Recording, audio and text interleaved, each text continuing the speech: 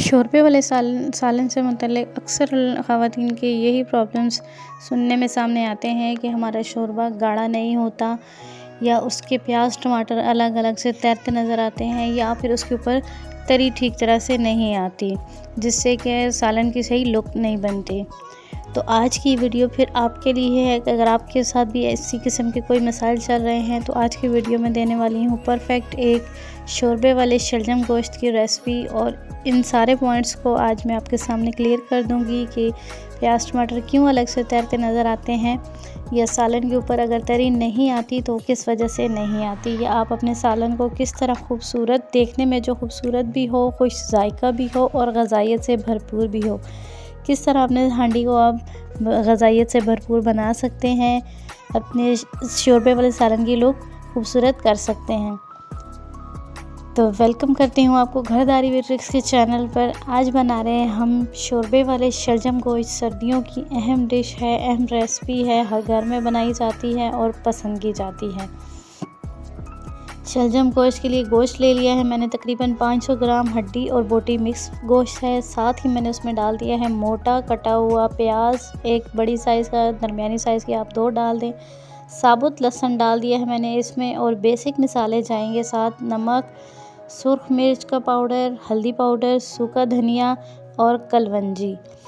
पानी डालकर 1 से 1.5 गिलास पानी हम इसमें डालेंगे और इसको पकने के लिए रख देंगे आधे से पौने घंटे के लिए। अभी तो गोश्त मेरा सही तरह से खुला नहीं था, इसको मैं साफ़ करके धोकर फ्रीज़ कर देती हूँ। जब भी मैंने बनाना होता है तो ऐसे ही रख देती हूँ। प्रेशर कुकर में बना रहे हैं तो 15 से 20 मिनट का विसल देंगे प्रेशर कुकर को, और आपका गोश्त सही तरह से गल जाएगा। अब देखिए जी 1 घंटा गुजर चुका है, हमारे गोश्त तकरीबन गल चुका है, पानी उसमें थोड़ा बाकी है। अब हम इसमें डालने हैं टमाटर। सबसे अहम चीज़ शोरबे वाले सालन में कि टमाटर का छिलका हमेशा उतार कर डालें। अगर आप टमाटर छिलके समेत डालेंगे, छिलके के साथ डालेंगे, तो वो आपके टमाटर के छिलके जो हैं वो ऊपर तैरते हुए हमेशा नज़र आएंगे।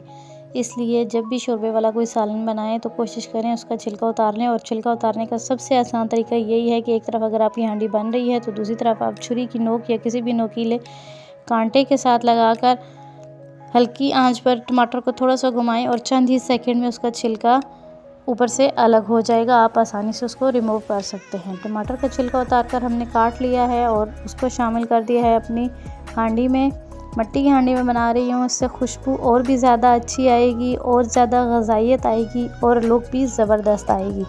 वीडियो को एंड तक देखिएगा, बीच में छोड़कर मत जाया करें। इसी वजह से तो आपके फिर ठीक तरह से लुक सालन की नहीं आती, या आप उन टिप्स को आधे में छोड़ जाते हैं और आपको ठीक से बात समझ नहीं आती। देखिए जी हमारे टमाटर अच्छे से गल चुके थे।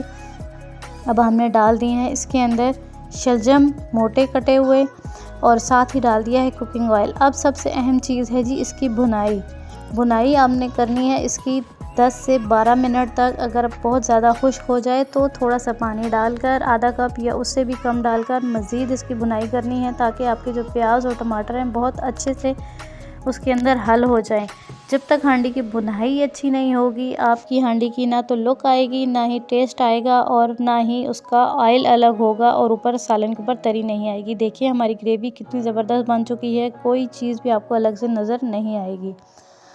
अच्छी सी अब इसकी भुनाई हो चुकी है। ऑयल और भुनाई होने की निशानी यही होती है कि सारे मसाले जो हैं यकजा हो जाते हैं और ऑयल जो है हमारा अलग हो जाता है। इसी पॉइंट पर हमने इसमें हरी मिर्चें डाल दी हैं और साथ में ज़ीरा दरदरा कुटा हुआ डाल दिया। इससे इसकी खुशबू और भी बढ़ जाएगी। हस्बे ज़रूरत आपने जितना शोरबा रखना हो उतना पानी डाल दें। मैंने 1.5 गिलास पानी डाला है, क्योंकि अभी हमने उसको मज़ीद पकाना है हल्की आंच पर।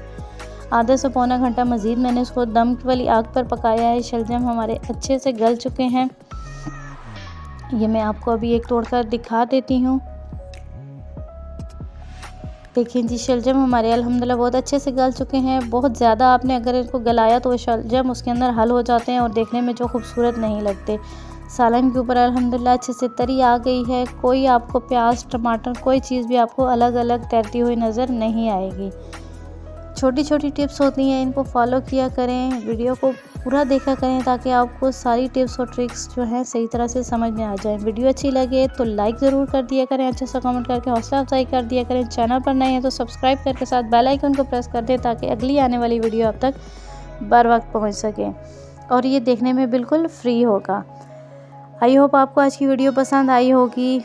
खुश रहिए, खुशियाँ बांटिए, मुझे रखिएगा दुआ में याद और अगली वीडियो तक दीजिए इजाज़त। अल्लाह हाफिज़।